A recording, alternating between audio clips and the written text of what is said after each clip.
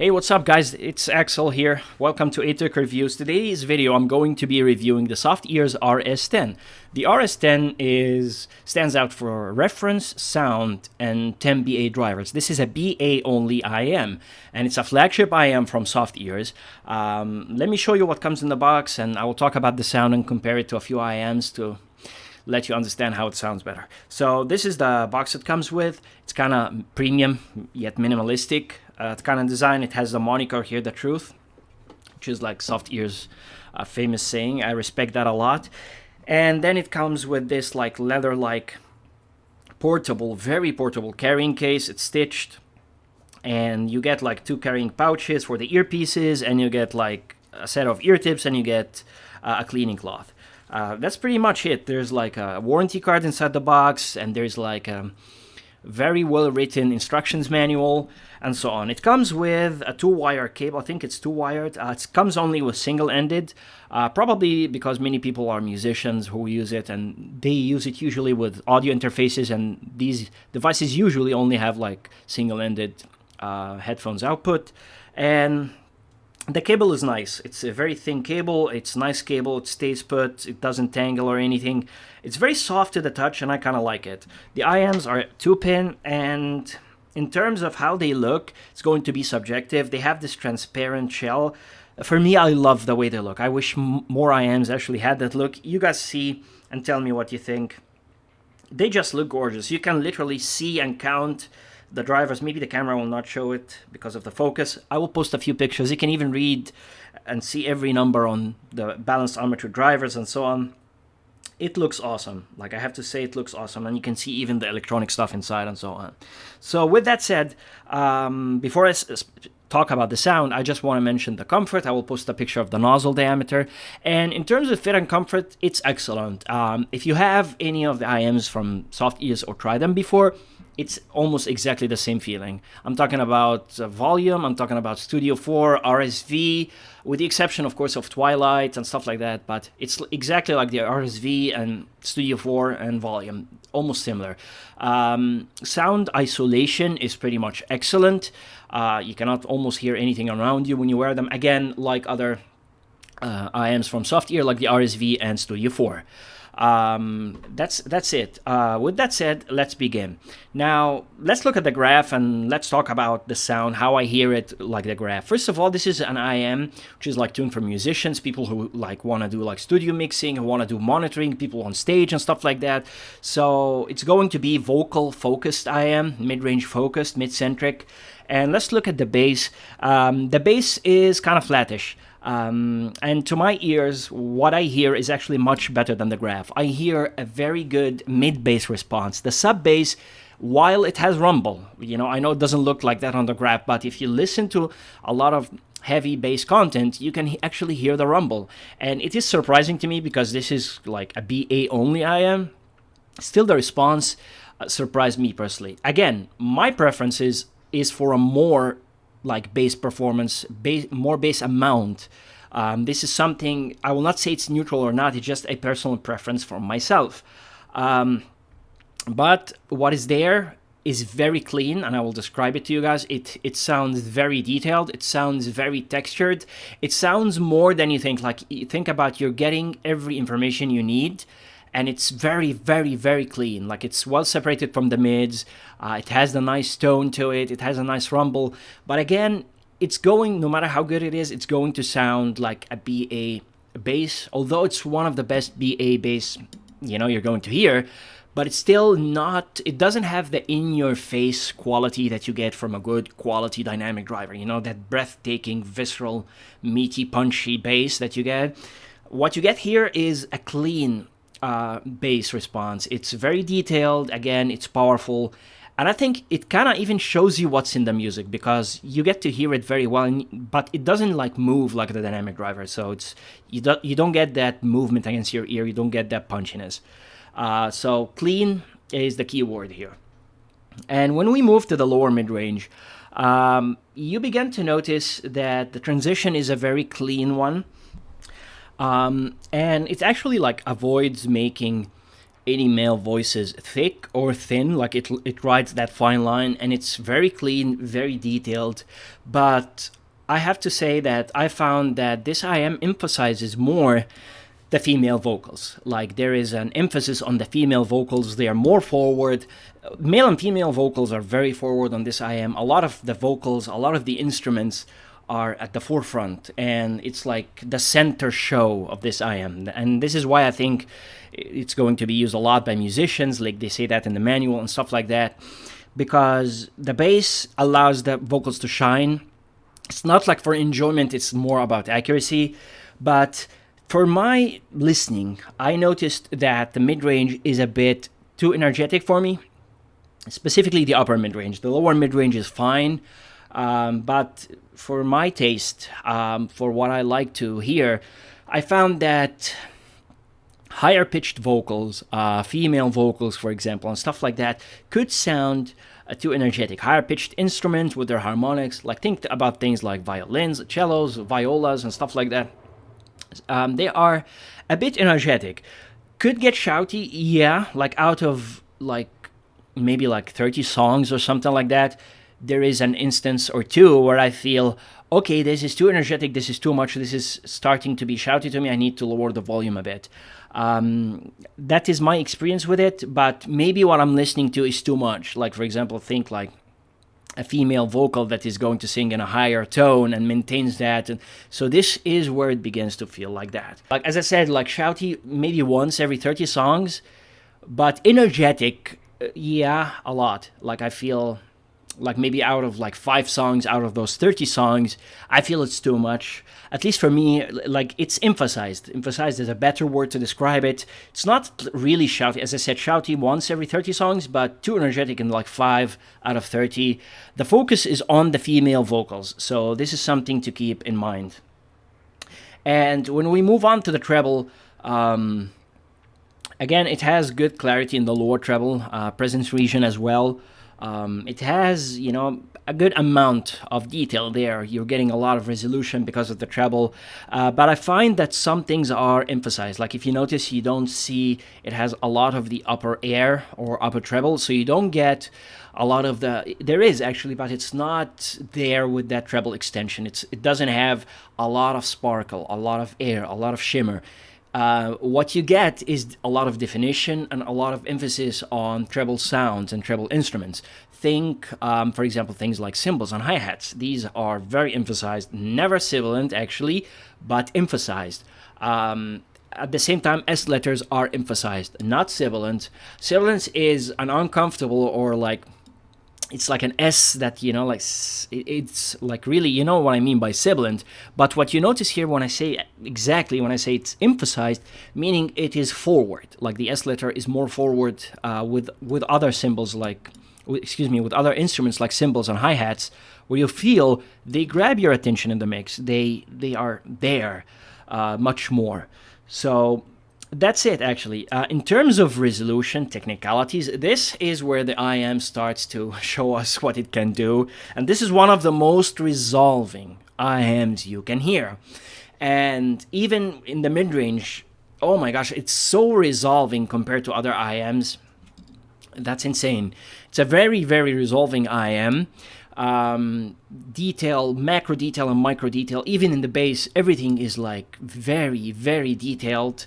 It's a detail-oriented IM. If I have to describe it, think about words like surgical precision to understand what this IM can do. Like it separates your instruments into like layers and gives them to you, and you can hear each instrument separately. That's something that's really awesome, and it's an experience to try it. It has excellent sense of separation. Soundstage is wide, but I've heard other IMs at this level that are wider, so I don't think it can beat them in that area. It can beat many, actually, but it's not, you know, like something that will make me like say, oh, it's the best IM for soundstage.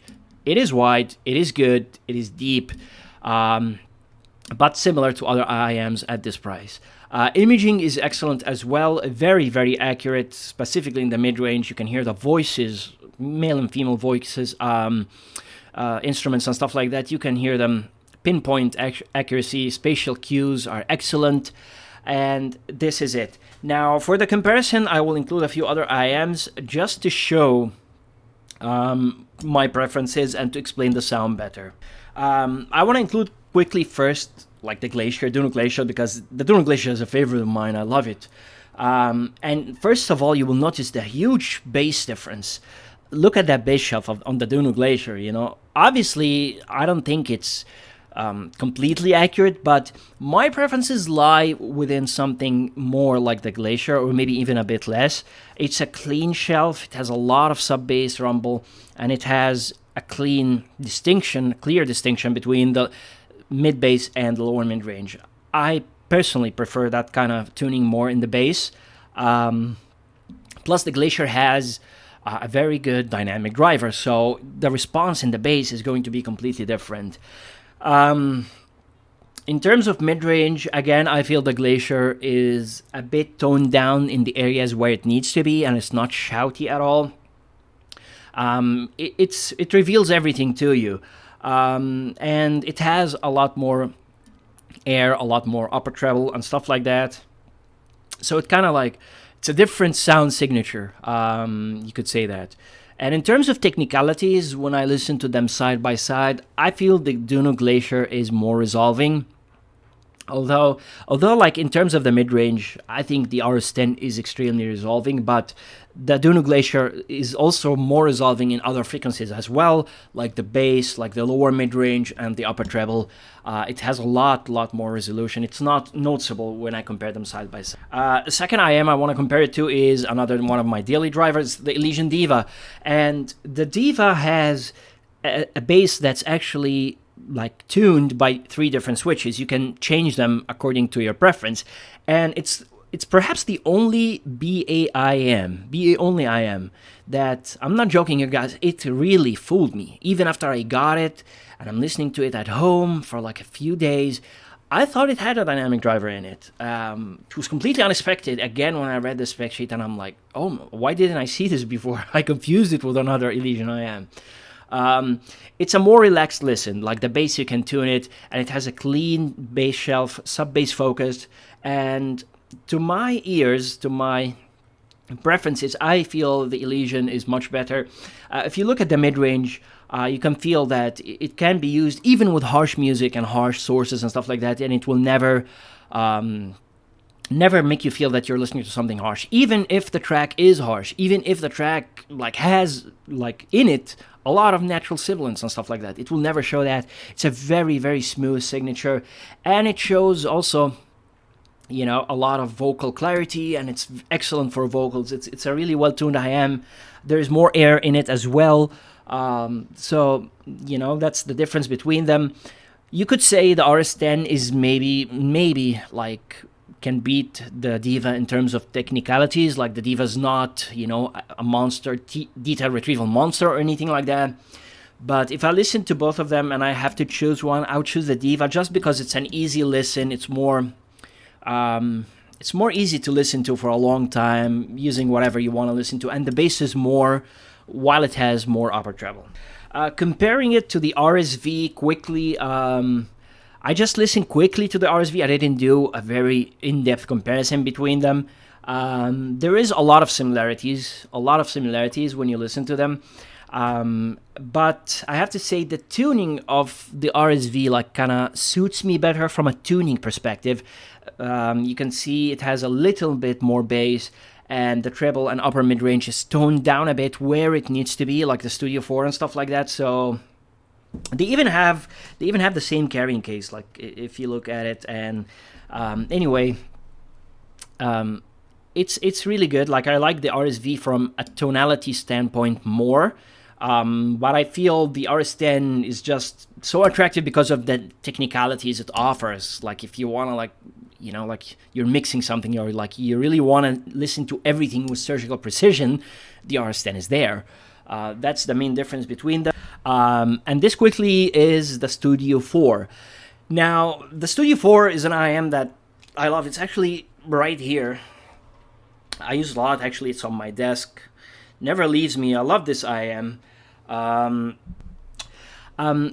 If I'm talking about the tonality again, the tonality only, I like the Studio 4 more. It's a personal preference kind of thing. Now, if you look at the bass, although they look similar, I feel in my ears that I perceive the bass much more on the Studio 4. I'm not sure why. Maybe because of the isolation kind of thing, or like, you know, the way it's fits in my ear or something like that. I feel the bass more. It gives me, like, I don't feel it lacking. I'm not sure why. I don't listen to it and I feel, oh, I need more bass. I've never felt that with the Studio 4.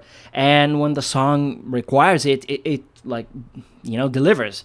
Lower mid-range also has more presence. It makes the male vocals naturally more thick. It gives them, you know, the full body presentation. It does that also to a lot of the instruments. Again, just so perfect. And when you look at the upper mid-range, it's tuned in a way to avoid being energetic or shouty or on the edge even. Like, it's perfect. I listen to a lot of harsh music, like, you know, hard rock, heavy metal, a lot of stuff like that. And with my Studio 4, I never felt it crossed the edge. It's done really well.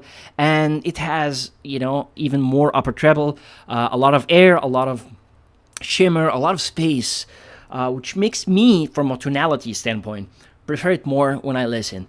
Which one is more accurate? I cannot say that, you know. I have to listen to something in real life and compare them, and I will not like say, oh, this is more accurate than the other one. I'm just saying my preferences, what I enjoy with my music when I listen to them.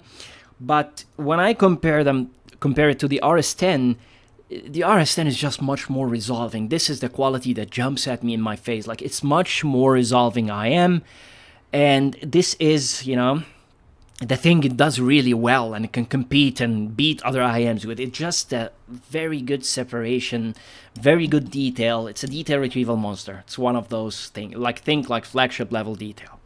The last IM I will mention is the no, it's not the Studio, Softears volume. This green IM.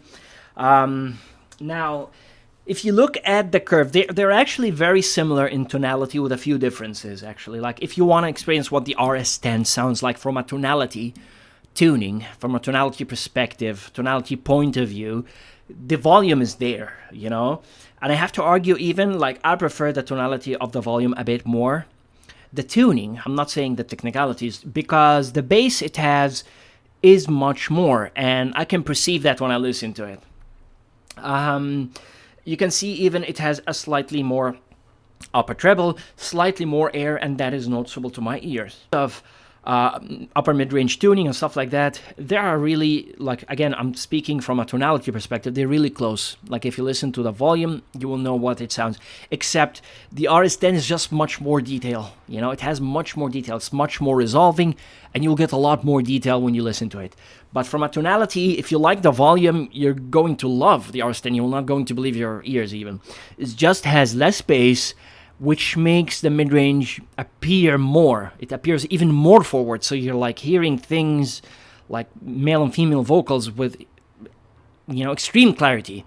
It is something to experience, honestly. Like, when you hear guitars and stuff like that, it's very detailed. So the RS10 is just like the volume with less bass, and it has much more detail.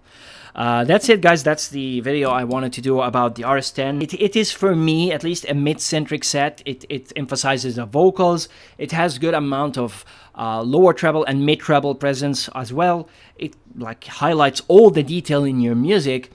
I wish it had more treble extension, and I wish it had more bass. That would make it like perfect for me, but it has a lot of detail. And that's it, guys. That's my review. Let me know what you think down in the comments. If you have any suggestions, questions, leave them down in the comment section below. Like and subscribe if you like my content. And until then, see you in the next one. Goodbye. Take care.